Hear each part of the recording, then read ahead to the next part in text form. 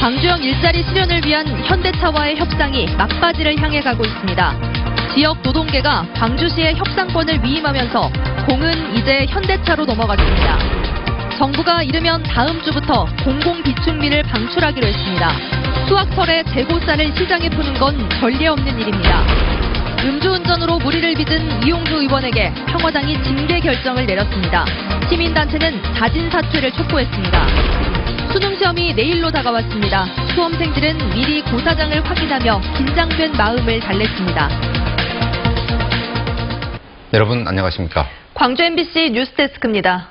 광주형 일자리 협상의 성사 여부가 오늘 내일 사이에 결정됩니다. 광주시 협상단이 현대자동차와 최후의談판을 벌이고 있습니다. 지역 노동계는 협상의 전권을 광주시에 위임했습니다. 이제 현대차가 응답할 차례입니다. 보도에 정용욱 기자입니다. 지역 노동계가 포함된 투자유치 추진단이 광주형 일자리 실현을 위한 합의문을 채택했습니다. 지난 1일 광주시와 노동계가 큰 틀에서 합의한 내용을 보다 발전시켜 적정 임금과 적정 노동시간 등 총 27개 항목으로 구체화시킨 게 특징입니다. 노동계는 특히 현대차와의 최종 협상을 앞두고 협상의 모든 권한을 이병훈 문화경제부시장이 이끄는 협상팀에 위임했습니다. 일자리 창출을 위해 대승적 차원에서 양보했다는 겁니다. 일자리 문제 때문에 너무 고민이 많기 때문에 노동계에서 이 부분을 좀 적극적으로 해제해야 되지 않겠느냐 그런 생각을 갖고 있었습니다. 정권을 위임받은 광주시 협상팀은 내일까지 이틀 동안 두세 가지 핵심 쟁점에 대해 현대차와 막판談판을 벌입니다. 사실상 현대차로 공이 넘어간 만큼 협상의 성패에 대한 키를 현대차가 쥐고 있는 셈입니다. 이제는 너무 멀리까지 온 광주형 일자리를 현대차 역시 판을 깨긴 부담스러울 거란 관측 속에 협상팀은 최선의 결과를 강조했습니다. 살얼음을 걷듯이 매줄타기 하듯이 지금까지 해왔는데 그런 어려움을 돌파하면은 광주에도 도움이 되고 우리나라 산업계에도 큰 파장을 미칠 것으로. 광주시는 선출발 후 보완의 자세로 우선 협상 타결에 집중하겠다며 이번에는 어떻게 해서든 종지부를 찍겠다는 입장입니다. 말 그대로 현대차를 향한 막판 총력전이 펼쳐지고 있습니다. MBC 뉴스 정용욱입니다. 현대차 노조에 이어서 기아차 노조도 광주형 일자리 협약이 체결되면 총파업에 들어가겠다고 밝혔습니다. 기아자동차 노조는 보도자료를 통해서 경차와 소형차의 생산과 판매가 줄어드는 상황에서 광주형 일자리는 광주 공장에서 근무하는 8,000명 조합원들의 일자리를 위협하고 중복 과잉 투자로 협력업체에 종사하는 수만 명의 일자리도 위기에 빠뜨릴 것이라고 주장했습니다. 정부가 이르면 다음 주에 공공비축미를 시장에 풉니다. 햅쌀이 나오는 수확철에 재고쌀을 방출하는 건 전례가 없는 일이라고 합니다. 양현성 기자입니다. 정부가 2017년산 공공비축미 5만 톤을 방출하겠다는 계획을 공고했습니다. 이르면 다음 주 시장에 재고쌀이 풀립니다. 5만 톤을 방출하는 것으로 결정을 해서 오늘 공고를 했습니다. 쌀 수확기에 재고쌀을 풀어 시장 공급을 늘리는 정책은 공공비축제가 도입된 2005년 이후 처음 있는 일. 한쪽에서는 공급량을 줄이기 위해 쌀을 사들이는 동시에 다른 한쪽에서는 쌀을 내놓는 정부 정책을 이해할 수 없다는 지적이 큽니다. 누가 보더라도 한쪽에서는 매입하고 한쪽에서는 방출하고 굉장히 정부 재정에 발생하는 서로 상충되는 정책이기 때문에 조금 신중해야 되지 않을까 그런 생각은 듭니다. 정부가 국회에 넘긴 쌀 목표 가격이 19만 6천 원. 대통령 공약이었던 21만 원보다도 낮고 24~5만 원을 주장하는 야권과도 큰 차이를 보이는 상태입니다. 비축미 방출까지 현실화하면서 농촌을 죽이는 정책이란 비난까지 나오고 있습니다. 쌀 하나 겨우 자급자족하고 있는데 이걸 하겠다는 건 정말 너무나 단견이고 도대체 농정에 대한 이해가 있는 정부인지 의심스럽습니다. 물가에 미치는 영향이 미미한 쌀값을 억누르기만 하는 정부 기조에 농민과 야권 분위기가 심상치 않습니다. MBC 뉴스 양현승입니다.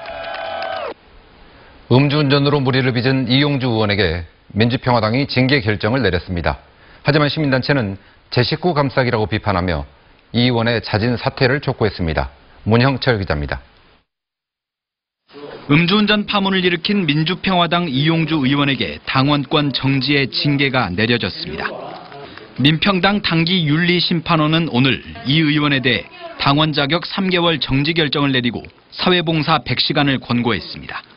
당원의 전체 이익을 해치는 그런 직접적인 해당 행위가 있을 때 가능하다고 판단해서 제명은 선택하지 않기로 했습니다.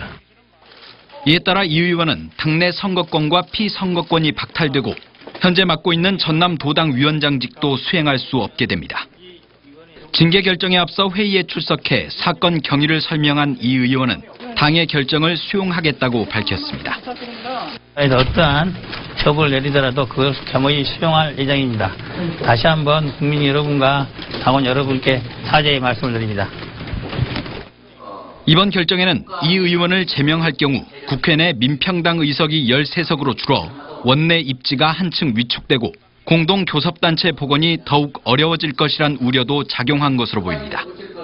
시민단체는 이번 징계를 제 식구 감싸기라고 비판하며 이 의원이 음주운전을 살인이라고 규정한 만큼 의원직에서 스스로 물러나야 한다고 목소리를 높였습니다.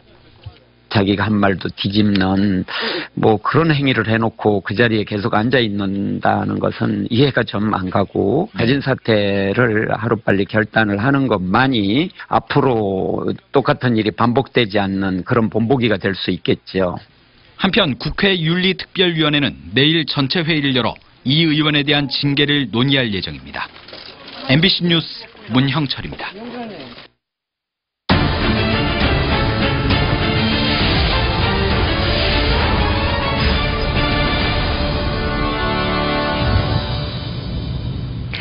내일은 수능시험일이죠. 수험생 모두 그동안 쌓은 실력을 유감없이 발휘하기를 바랍니다. 시험을 앞둔 수험생들은 오늘 미리 고사장을 찾아가 마음을 다졌다고 하는데요. 송정근 기자가 만나고 왔습니다. 수험표를 받아들고 가는 고3 수험생들의 표정에 긴장감이 역력합니다. 단 한 번의 시험으로 초등학교부터 12년 동안을 평가받는 수능시험. 고사장을 찾아 시험을 치를 자리를 확인하며 각오를 다져보지만 떨리는 가슴은 어쩔 수 없습니다. 수시를 하나를 붙어 나가지고 별로 안 떨릴 줄 알았는데 막상 또 인생에 한 번뿐인 기회니까 되게 떨리기도 하고 막상 이제 또 시험장 한번 와보니까 더 떨리는 것 같아서 1년 동안 준비한 만큼 떨리기도 하면서 떨리기도 하고 설렘도 있고 초조해야 하는 제자를 바라보는 교사들도 내년에 수능을 치를 후배들도 수험생들이 최선의 결과를 얻기 바라는 마음은 한결같았습니다.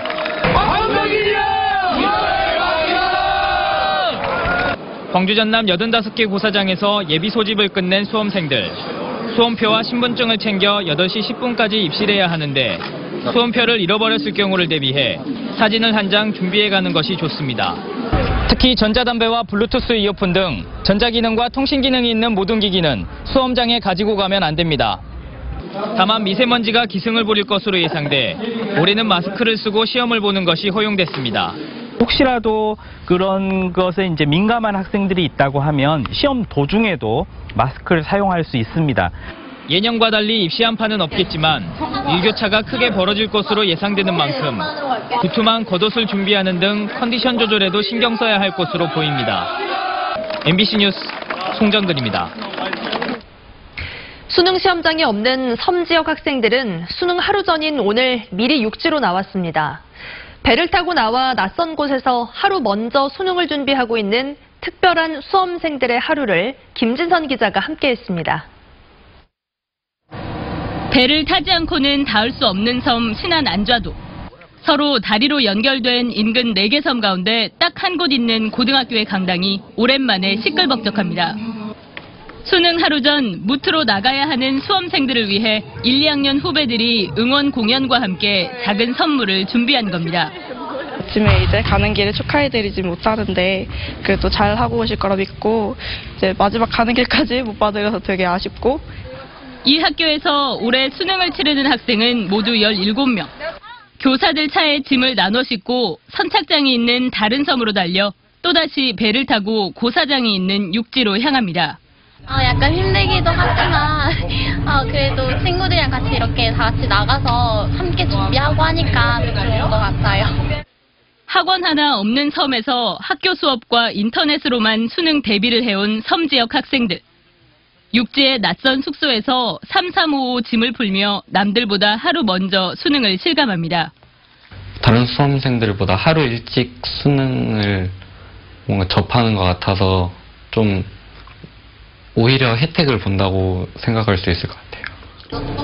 전남에서 고사장이 없는 섬 지역의 수험생은 신안과 완도 등 190여 명. 모두 하루 전 육지로 나와 예비 소집을 마치고 숙소에 머물며 마지막 수능 준비에 나섰습니다. MBC 뉴스 김진선입니다. 폐암 투병 중이던 환경비 화원이 근로복지공단으로부터 산재 승인을 받은 지 이틀 만에 숨졌습니다. 유족에 따르면 순천의 한 병원에서 폐암으로 요양 중이던 고 황기선 씨가 어젯밤 병세가 급격히 악화돼 숨졌습니다. 황 씨는 21년 동안 순천에서 환경비 화원으로 일하다 3년 전에 퇴직했는데 지난해 폐암이 발병해 투병 생활을 해왔고 근로복지공단은 지난 12일 황 씨의 신청을 받아들였습니다. 광주지검이 부정거래 의혹을 사고 있는 모 장외주식 전문회사 대표 엄모 씨 등 3명에 대해 구속영장을 청구했습니다. 검찰은 엄 씨 등이 비상장 기업의 장외 주식을 헐값에 사들인 뒤 비싸게 팔아 부당이득을 챙긴 것으로 보고 있습니다. 이 회사는 장외 주식 거래 등을 관리하는 곳으로 광주를 비롯해 전국에 사무실을 두고 있는데 이 회사 대표는 최근 소형 항공사를 차려 광주와 김포를 오가는 노선을 취항하기도 했습니다. 양승태 대법원장 시절 사법농단 혐의로 임종헌 전 법원행정처 차장이 오늘 구속 기소된 가운데 김명수 대법원장이 광주 법원을 방문했습니다. 김명수 원장은 임 전 사장 기소와 법관 탄핵 등 현안에 대한 입장을 묻는 기자들의 질문에 답변하지 않고 광주 고등법원 성사에 들어가 법관들을 만났습니다. 이번 방문은 재판거래 의혹 등의 검찰 수사로 법원 안팎이 혼란스러운 상황에서 법원 구성원들의 의견을 듣기 위한 자리로 알려졌습니다. 호남 지역의 국회의원들이 국무총리를 만나 호남 고속철도 직선화를 위해 정부 차원에서 나서달라고 요구했습니다. 김동철, 주승용 의원 등 호남 지역 국회의원들은 이낙연 국무총리를 만나 호남선 KTX가 충북 오송을 거치게 되면서 19km를 우회하고 요금을 3,000원씩 더 내고 있다며 세종역 신설과 함께 호남 고속철 직선화를 추진해야 한다고 주장했습니다. 또한 오송역과 제천, 춘천을 연결하는 강호축 고속철도를 구축해 강원과 호남권 교류를 강화하자고 제안했습니다. 이에 대해 이 총리는 호남과 충청권의 여론을 면밀히 살피겠다며 국회 차원에서도 공론화 절차를 거쳐달라고 요청했습니다. 광주 세계 수영대회 성공적인 개최를 위한 정책 토론회가 국회에서 열렸습니다. 민주당 송갑석 의원이 주최한 이번 토론회에서 참석자들은 광주 수영대회가 다른 국제대회에 비해 국비 지원이 적다며 성공적인 개최를 위한 지원 방안 마련이 시급하다고 밝혔습니다. 또 평창에 이어 광주에서도 스포츠 남북 교류가 이어져야 한다며 남북한 공동 참여 등 범정부적인 지원이 절실하다고 강조했습니다.